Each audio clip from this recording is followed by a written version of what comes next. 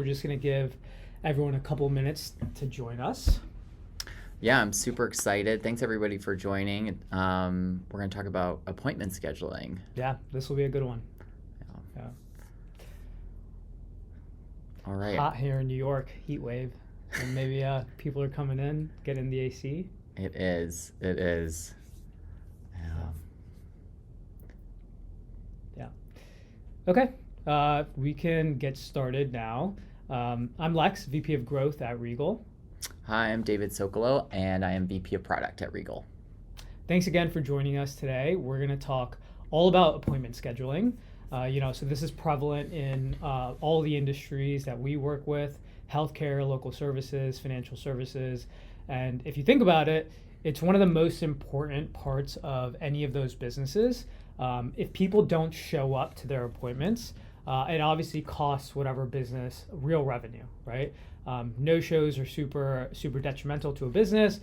Confirmation workflows also eat up capacity on your team. And most of the ways that people try to solve this don't actually solve the root cause at the end of the day. So David and I are going to get into a little bit about why that is, what's breaking, and what it looks like when you fix it. So David, I know you had a personal example. You felt this like firsthand in the last couple of weeks. Can you talk a little bit about that?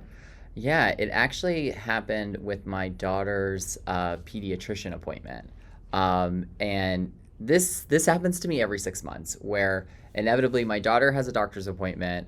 We schedule the next one 6 months in advance. I put it in my calendar, and then I completely forget about it until the day before. Yeah. And so as a result, I forgot about it and completely missed the appointment, which is, obviously difficult for me, difficult for my daughter. Imagine having somebody who called me and confirmed before would have made that process so much easier. And I think this happens in so many workflows, not just in booking doctor's appointments, but financial services, home services, whatever that might be. Yeah. So they didn't call you before at least once, or text you or email you or anything? No, I got nothing. And so as a result, it just sort of shows up on the next day. And the only way I remember is if I just happen to do a good review of my calendar that week. Yeah. Funny enough, I've seen it done super well in other instances. So, for example, my dentist, it's Tend, and it's like maybe 2 blocks away from me, but they send me like 1,000 confirmation reminders before my appointment. So this morning I confirmed via email. I'm going to get a text later on this week. I'm sure they're going to call me later on. And it's almost like their goal is to confirm like 1 million times before I get there. So we've seen it firsthand, done well, not done well, but we'll talk a little bit about, why we can help. So a lot of the teams that are tracking this and doing putting together metrics around how this is done best, they're tracking no-show, CSAT, hold time, but no one's really tracking confirmation rate, which is kind of like what I was talking about with how 10 does it, which is, can you get a consumer on the phone, or whoever you're trying to serve on the phone, text, email, and have them live confirm that they're going to join? Exactly. And if you don't get that confirmation rate, or typically with that confirmation rate, only half the list only gets a confirmation, and the rest of your human agents who are responsible for sending all of those texts to you, are responsible for calling everyone, run out of capacity. And as a result, you actually don't know if half of those individuals are going to show up. The confirmation is really what makes a difference. Yeah. So I guess that no-show rate isn't really random, right? It's at the whim of how many folks you're calling and your ability to get through the full list. Exactly. And the one thing that we've learned that's really interesting is that the no-show rate is twice as high for people that you don't talk to. Wow. That's telling. So it's in their best interest to get into contact with whoever they're trying to serve at least once, if not many times, right? Exactly. And I think the way to think about great confirmations is there's really 3 things that are super important. One is first just doing the confirmation. Are you going to show up? That's really important, just to confirm with the person, are they going to be there? The second thing is in my case with the 6-month example, or I had another example with a restaurant reservation that just wasn't working with my babysitter at the time. Is, do I need to reschedule, and how do you make it so someone can reschedule? That's the one that often gets missed. Often they just do the confirmation, but they don't actually allow for the reschedule request, which is really, really important. Yeah. So what does getting missed look like? Basically, they will ask you to confirm the reservation. You'll say no, and then that's it. There's no option to reschedule, and as a result, that capacity goes unused. And that missing capacity revenue is something that a lot of people often don't think about in terms of what makes, booking service time. Is not only do you want to know, okay, like, is that customer going to make it? But if they decide that they're not going to make it, you did all of this work to acquire this customer. How do you make sure that you find a new time for them that works? Yeah, that makes sense. And when you find a new time, how do you go about it, right? So if I'm on the line and I say, hey, this time doesn't work for me, theoretically, any other time possible in the world might be able to work for me. So how do you communicate that to the person on the other end of the phone? Totally. So the best way that we see it happening is through presenting a list of curated options to make it really easy for the individual. Designing these workflows really, really well with AI agents is all about thinking about how are you optimizing the conversion through the workflow. It's a customer experience that you're trying to optimize at the end of the day. And so we see really great solutions. They'll give the customer 2 to 3 options to choose from to make it really easy for you to go, okay, this appointment didn't work for me. Now I'm going to reschedule. And the last thing that's really important is like, okay, now let's say that user actually does reschedule. Now you have a confirmed appointment at a new time. The third most important thing there is what data can you collect before the user actually goes on an appointment. So let's say you're showing up for a doctor's appointment, you might be able to collect their insurance ID, their symptoms, their service scopes, whatever the provider or technician needs in order to do their job really, really well.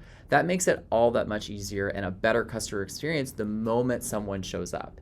And this is a good example of how voice AI agents don't just do these sort of logistical tasks of, okay, I'm going to confirm or not, I'm going to reschedule, but they can actually take you and provide an even better and more delightful experience for the customer. So that way, when they walk into the doctor's office or, when they walk into that restaurant for a reservation, they know it's your anniversary. They know to do something special there, and it really makes a difference. Yeah, I think that part's especially important because the agent or whoever's trying to confirm and collect the details before they show up to an appointment, they're not just worried about their part in the process, they're also trying to improve and delight the customer even after they've handed it off to whoever is going to run the appointment. So. Totally. And a good example of this is, there was a restaurant that my wife and I went to for our anniversary a few weeks ago that actually did this well. They added in the entry, they asked, is there anything special? And I told them it was our anniversary. We literally did not talk about it with the restaurant outside of that. We go through this whole dinner, most expensive dinner I've ever had, but it was very delicious. And at the end of the dinner, they present us a cake with 2 candles and say happy anniversary and took our photo. And I was like, this was amazing. I totally forgot I put this information in, but it made my customer experience all that better. And, you put that kind of information into restaurants or somewhere, and sometimes they don't use it, but they did a job at really executing that well. And the only way that they could have done that was because they had that information. Yeah. I almost like that they didn't mention it up until the end when you got 100%. Like, the thing. Yeah, because then it shows, like, you almost forget about it. You're not expecting it at the end, right? So that's very cool. Awesome. So now we're actually going to go into demoing how would you go about building one of these experiences. So I'm going to share my screen here, and you can actually see our multi-stage agent workflow. So first off, before I dive into what this means, first it's important to understand the difference between a single state AI agent and a multi-state AI agent. If you're interacting with asking a question to ChatGPT or asking a question to Claude, the way you're typically interacting with that is usually with what we would call a single state agent. The agent has a single prompt. Let's say you are a support representative looking to delight customers and answer their questions, or you are a receptionist looking to confirm appointments. You give them a base level of instructions in that one prompt, and then the agent answers all of the questions based on that one single prompt. What we've seen, and where the AI industry is today, is that typically our customers have much more complex workflows than can be handled by a single prompt. Like many of you who are listening to this webinar, I'm pretty sure have very complicated workflows with many options, very detailed scripts that you give your agents. And in that world, what we've seen is the single prompts breakdown. And so at Regal, we've taken one step forward there, and we've invented what's called this multi-state agent flow. And particularly how this works is it actually breaks out so you can have multiple prompts for your agent at each stage of the conversation. And what that does is it means your AI agent can do a lot more that they can do than they could if they were a single state, and it dramatically reduces the risk of hallucination and allows you to handle more complex workflows, and is really, I would say, at the frontier of where you see AI agents going, is their ability to handle more and more complex workflows than they ever could before. Should the audience think about it as like it's not like a one size fits all solution, right? You're like giving very tailored prompts to each part of the process. Exactly. You can customize it for any of your detailed flows, and it really gives you the ability to take a broader set of more complex appointment confirmation or any other workflow. It dramatically increases the complexity that AI can handle, which can make quite a big difference for your business. Yeah. Cool. Awesome. So we're going to dive into how we use multi-state in order to solve this appointment confirmation workflow. So here you can see the conversation starts, and the first step is an identity and appointment confirmation workflow. Here, the user, you can see here, the goal says you're in phase 1, confirm who you're speaking with and get the key appointment details. And so the AI agent is going to greet themselves. They're going to use the contact's first name to make this personalized. If it's not the right person, they're going to automatically end the call. Here, they're going to provide some basic authentication of the contact. This is really to ensure security. They'll make sure that they have date of birth, their zip code, and they're doing that based on contact data that you've passed in the system.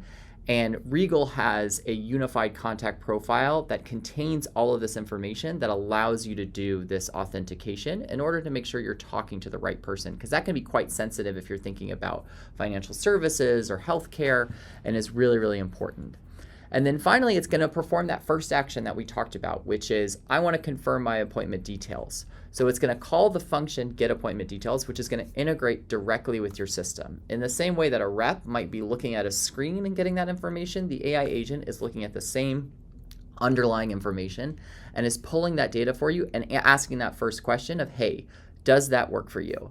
And then based on where you are, the caller's going to confirm their identity. They're going to say, are they going to attend, or they're unsure, or they're going to say, hey, I'm the wrong person. This isn't right for me. And that's the first step. Any questions on that one so far? No, I think that sounds pretty straightforward. Awesome. So, okay, let's say they confirm the individual and the individual said, you know what, I can't make it. Now, this is that second piece of it where we're starting to go into the reschedule options. So this is the second phase. And here you're going to present the customer 2 to 3 reasonable options. And again, because it's AI, it can pull that information directly from your system and get a few additional options for them in order to present the right time. The AI agent will say, hey, we have, for example, Monday at 10 a.m., Tuesday at 3 p.m., Thursday at 9 a.m. Which one of these work for you? The moment the customer confirms that, then you can actually call a separate function to update the appointment and ensure that works. And let's say the customer said, hey, none of those options work for me. You can call the same API again to get different options in order to reschedule. And all of this complexity is handled by the AI agent, and it only has to be programmed in once for that individual. So from here, you'll say, okay, the caller selects an alternative appointment, or let's say the caller decided that they didn't want to work with you. So if they selected that alternative appointment, now you've confirmed it, you've got a rescheduled appointment for them, and now you can move on to that phase that we're excited about, which is like, okay, how do we make it a really great customer experience? And so this is really phase 3. So you'll collect key information from them, and we'll use this example of specifically for a medical appointment that that individual might have. You can collect the insurance carrier and the member ID, clarify any second insurance, ask them for any symptoms, ask the service scopes or any access instructions, and pass all of this data to your CRM or electronic health record to make sure all of your system has all of that information securely. And the benefit of this is it not only creates a better experience for the customer because they don't have to give that same information twice, which is something that I think everyone dislikes. It also takes pressure off of your receptionist team. I've been into these doctors' offices.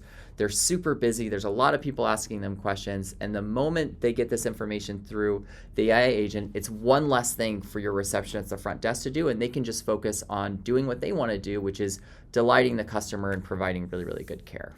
Yeah. In phase 2, quick question. So in phase 2, when we're pulling the available slots, is it real time? So let's say if someone canceled an appointment 30 minutes before the call that we're talking about, will that slot then become available for this agent to present? 100%. It can all be real time. And as a result, you can really optimize your capacity that way. The more real time this data is, the better you can optimize your inventory and your slots, which is really what we know matters most. For all of these service-based industries, whether that's healthcare or local services or restaurant reservations, whatever that might be, the slots are the revenue and matter a lot. And so the more real time the system is, the more you can ensure that you're sort of optimizing and getting as many of those filled as possible. And so it makes a big difference. Yeah, cool. Awesome. I think the cool thing about this is that on the other end of the phone, you hear a seamless conversation. Although it's 4 different phases and a multi-state agent, you hear it as if it's like one agent. But each part is actually independent, right? And the agent knows exactly where it is in the process. Exactly. And this agent, in this multi-state flow, this agent has a global set of instructions. And so it's optimized around a specific metric. It has a role that is who this agent. It has objection handling across everywhere, across the system, which ensures that it's behaving the way that you want it to behave. And so while it's taking these individual tasks, you're still sort of assigning an overall personality to this agent, which gives you the ability to ensure it matches your brand on whatever particular voice you're looking for, whatever particular model you're looking for. That's exactly how this works. Yeah. So just to wrap up this flow here, it passes through all the way that pre-appointment intake. It ends on a final confirmation of what the new appointment is, what the expectations are. It's also very good just to kind of prep people for what to expect. Hey, you need to arrive 10 to 15 minutes early. Make sure you bring this set of information. I'm sure you've all been there before. Whatever appointment you might have. I think the recent one was, again, one of my daughter's, school appointments. Here's all the documents that you need to bring to make sure that people are set up for success.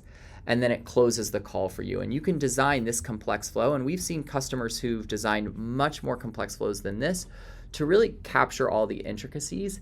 And what this multi-state flow does is the way it's designed is it allows the AI to handle a lot more for you and really optimize that appointment confirmation. Yeah, that's very cool. And I'm sure visibility and observability comes hand in hand with this, right? So for each phase or multi-state agent that you have, you can set metrics for the efficacy of that agent, right? And then go and troubleshoot. Exactly. And the success with AI agents really comes in the iteration of them. You never get it right on the first time. In the same way, if you're training, a new member of your team, it takes time for them to practice and learn the workflows.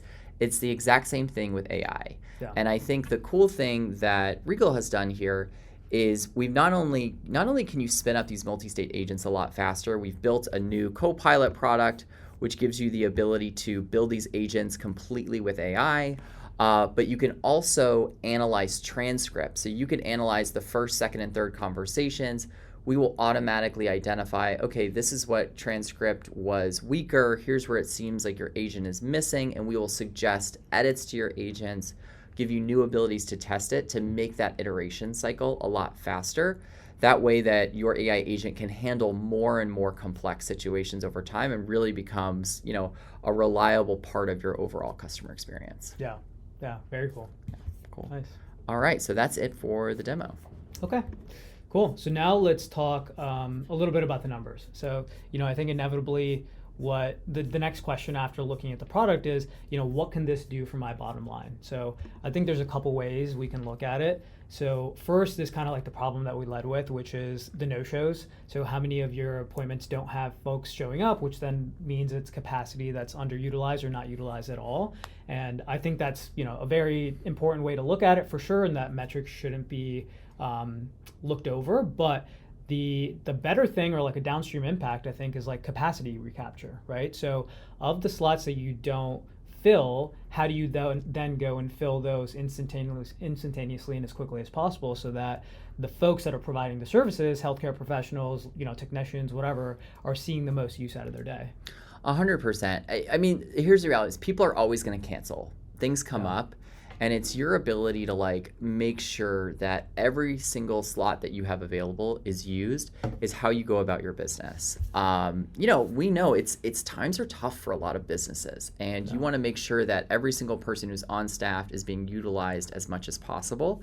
And this helps control for those cases where somebody doesn't show up, but now you have that opportunity in order to give that confirmation to someone else and give that appointment to someone else, which can really make a difference in terms of really optimizing your overall capacity. And that's really where you get to the exciting workflows beyond just pure appointment confirmation, but how am I making sure all of the capacity of my business is optimized? Yeah.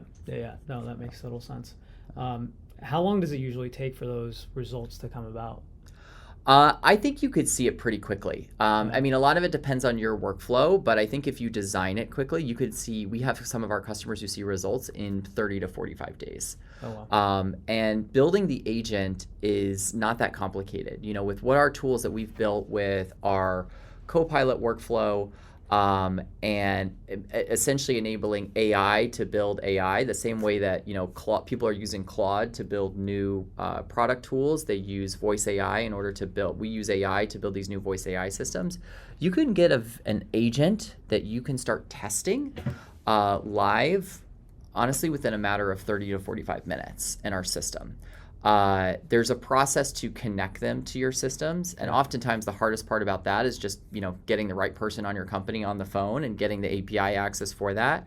But from a technology perspective, we have many of our customers who are getting those first workflows live in a couple of weeks, starting to see results a few weeks later, oftentimes even in 7 days. And then iterating from there. It's that commitment to really optimizing the workflow, which is really how you go from a good experience that's driving ROI to a really great, delightful customer experience. And that's what we see with our most successful customers. Yeah. Totally makes sense. Yeah. So for someone who sees this, they're super interested and wants to actually do this, where do they start? Yeah, I would advise don't try to do everything at once. I would say pick one appointment type that you want to go after, your highest volume one that you're looking at. Pick a confirmation window that makes sense. 48 to 72 hours out is really a sweet spot because it gives enough lead time to actually reschedule an appointment and something that's reasonable. I would have loved if my pediatrician called me 48 hours before, but they did not. You'd go in, build that multi-state agent with the 4 phases we talked about. At Regal, we have forward deployed engineers. They are there to do all of the work for you. So you don't have to do any of it, and really be the experts to optimize your AI agents, because we know this is a competency that a lot of teams don't have, and that's really what the FDEs are there for. And then instrument it with the phase level metrics. So okay, how many of my appointments are getting confirmed? Of my confirmed how many appointments are getting rescheduled? How many appointments are actually getting the data they need before? And if you really think about the overall value of the confirmation that gets existing appointments to show up, the new appointments that you're scheduling, and the capacity recapture, as well as the time that your team in office is saving, not having to collect the data, the ROI becomes quite palpable really quickly. Yeah, that's great. And you recommend just look at it for the first 30 days and then see how it's going, and then iterate based off of there? Exactly. Right? Yeah. Cool. I think you've seen a few examples where it hasn't been done well. I talked about my experience with 10, my dentist appointment, where it seems like it's working well. One personal anecdote, I got PRK, which is like a LASIK type surgery 10 years ago, and I saw this run really, really efficiently well for 1 day. So I was speaking with the surgeon that was going to perform my surgery, and she said she's done 15,000 surgeries. And I was like, how is that even possible? She doesn't seem like she's been doing it for 100 years. And then I had my appointment day, and turns out, she was going to 3 or 4 different branches in a single day. And as soon as she showed up to each branch, she had 15 to 20 of us lined up and waiting, ready to go. Each surgery is about 5 to 10 minutes, and then she does that 4 times a day. So she's racking up, close to 80 to 100 appointments or surgeries per day, and then obviously over time that compounds, and then she gets better and better, and then obviously she must be doing something well if we keep showing up. So people are really running this like a very tightly run operation or factory almost, and it's really cool to see. It's impressive, and it's, I think the best business have really optimized how their workflow works around this, which is quite impressive. And, like I said earlier, it can be tough out there for some of these, scheduling or in-person based businesses, and this really gives an opportunity to get the most out of the people that you have. Yeah. So. Cool. So I think those are all the slides that we have today. But we'll open it up for questions now. So I see a couple that are already coming in, but we'll keep the chat open if anyone wants to submit any more. So the first one is, how long does it actually take to build one of these agents? So I think you talked a little bit about it before, but maybe you can. Yeah, like I said, you can get the first version live and testing on Regal within an afternoon. The typical gate is, how long does it take to get the APIs, honestly, internally? That's usually the harder part. And so if you want to prep for adopting AI agent, I suggest working with your engineering team pretty quickly. Think about the workflow that you want. Come up with a simpler version of the workflow. Oftentimes these projects end up with false starts because you're thinking about the dream situation first. Yeah. It's hard to get that API access, or there is no API for that. As a result, you can't build it in. And it's important to be scrappy. Start with one workflow, build some momentum around getting ROI from that, and build sort of confidence to invest over time. And we see a number of our customers are able to get something live in production that they're using within 2 to 3 weeks. Yeah, wow. So start with the quick wins and then scale up, basically. Exactly. Yeah. Exactly. Yeah. Okay. What if our customers don't want to talk to an AI? I'm glad you asked that. So actually, we've driven over 500 million calls for our customers, which is really exciting. And we've looked through the data to see what trends we can glean from that. And one of the things that we actually found that's counterintuitive is that folks actually are accepting and open up to AI, right? So as long as you're providing a good customer experience, specifically when it comes to longer form monologues or open-ended responses, we find that people are a lot more willing to speak and open up to AI because they don't feel like they're wasting someone's time on the other end of the phone. But we always recommend setting a fail-safe. So like if someone does want to go and talk to a human, allowing for that to happen. So transferring to a human agent that's available. Exactly. And there are always times when people want to talk to a human, and that's okay. And that's why we built that workflow. But it's interesting, the acceptance around talking to AI, especially for workflows like appointment confirmation, where I think a lot of people have been trained on text messages or emails. It's actually getting the phone call from an AI agent can be a delightful experience. And when you design the workflow really well, it's something that is solving a problem for them, and they feel really good about it. And so, as Lex said, we get a really great feedback from customers. Yeah. And then we have time for one more question only. So how does this integrate with our existing scheduling system? Really, all that's needed is a set of APIs. As long as there are APIs for the system to work with, and your scheduling system has that, it can be easily integrated into Regal. We have forward deployed engineers who have integrated into every system under the sun and know how to do that, so it's seamless and reliable. And so it's actually quite simple once we get access. Yeah. Okay. Cool. That's all the time that we have today, but we'll recap all the questions and we can send out any answers through email afterwards. But thank you so much for joining us. This has been a blast, and see you next time. Thank you.